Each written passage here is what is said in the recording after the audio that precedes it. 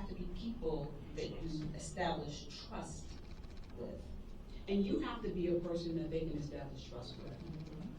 You ever have friends where every time you're together, they're always talking about their stuff? Like you are just like you were born to listen to their stuff and to be their advisor, right?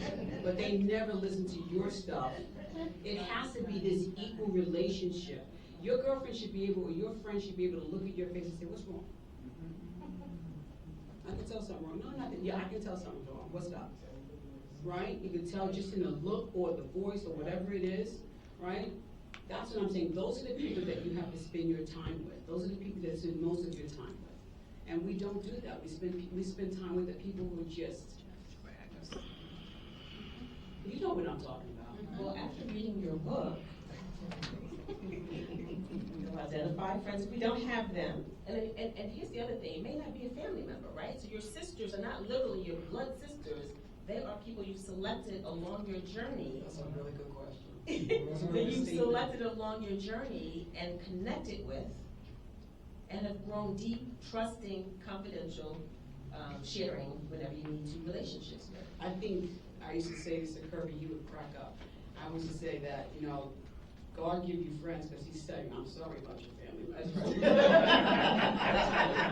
I didn't mean to give you them family members, I give you really good friends to apologize for the family members that you have to deal with.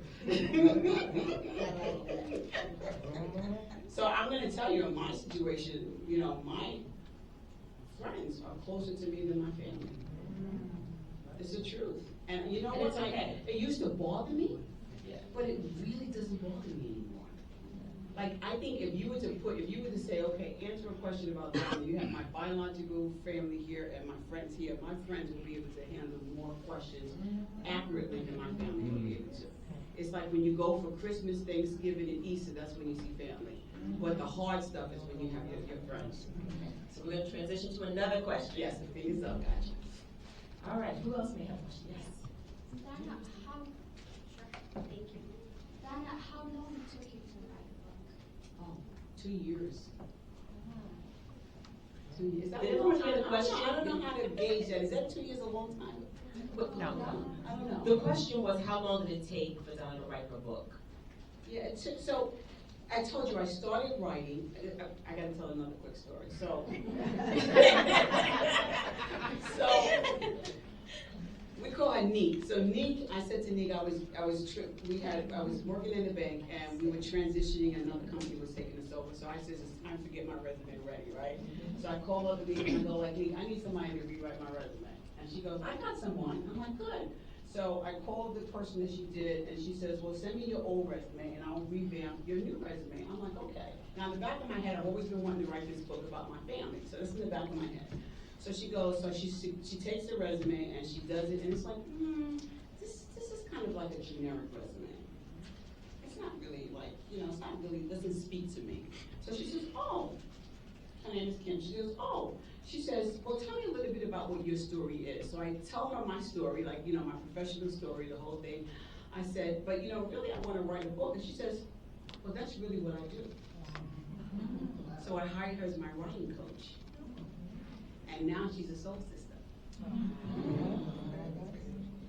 You would have never, ever, ever, see the universe how it works?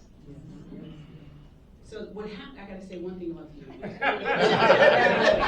One thing about the universe.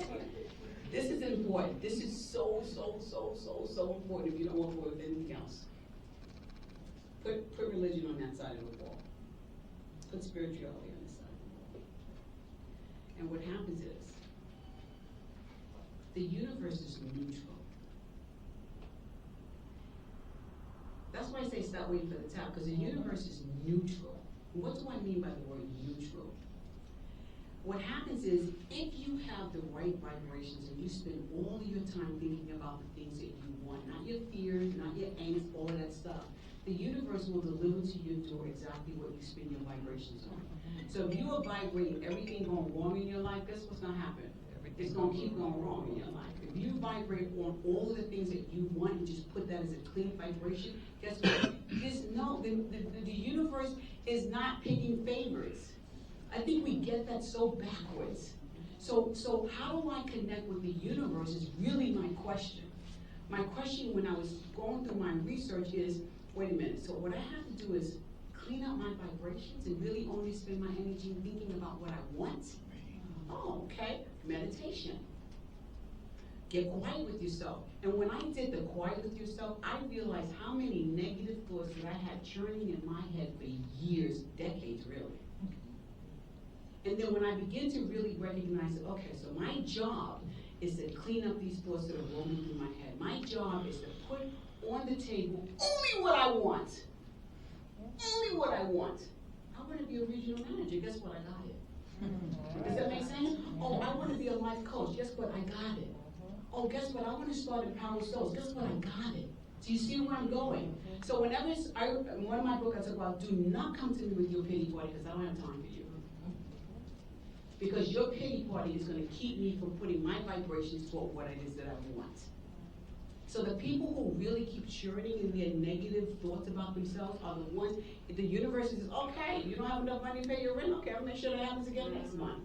Oh, you want to continue to have miserable children? Okay, I'm going to keep making sure those kids are miserable. So I used to always say, if you're having a problem with your child, or you're having a problem with a relationship, what I want you to do is not think about what they're doing. I want you to put your full imagination to what you want them to be.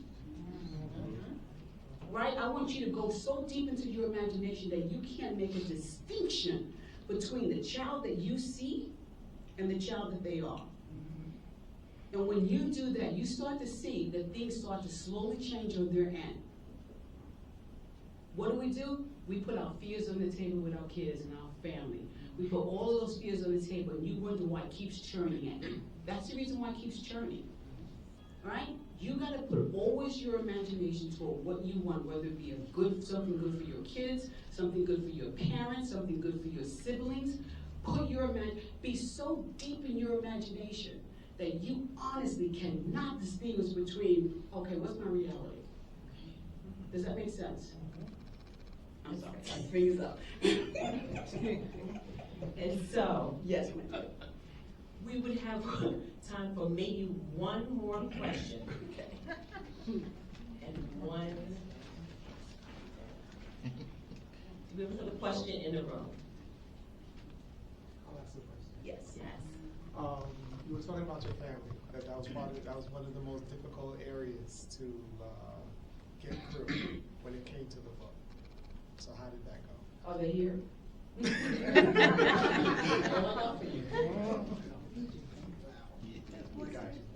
Are they here? Gotcha. And am I angst about that? Absolutely not. Absolutely not.